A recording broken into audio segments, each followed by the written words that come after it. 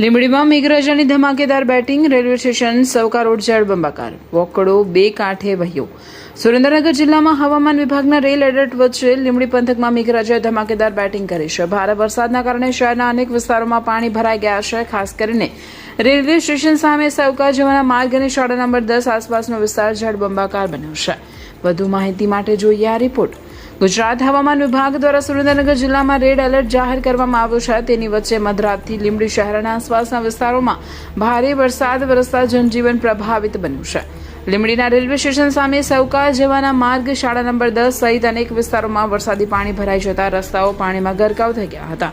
વરસાદી પાણીના નિકાલ માટે પસાર થતો વોકડો પણ બે કાંઠે વહેતો જોવા મળ્યો, જ્યાં નદી જેવો નજારો સર્જાતા સ્થાનિકોમાં પણ કુતૂહલ જોવા મળ્યું.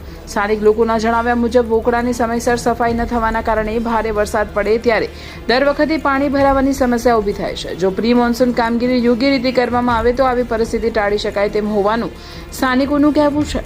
ભારે વરસાદને કારણે સવકા રોડ પર આવેલી સોસાયટીઓના રહેવાસીઓ, રાહદારીઓ અને વાહન ચાલકોને ભારે હાલાકીનો સામનો કરવો પડી રહ્યો છે.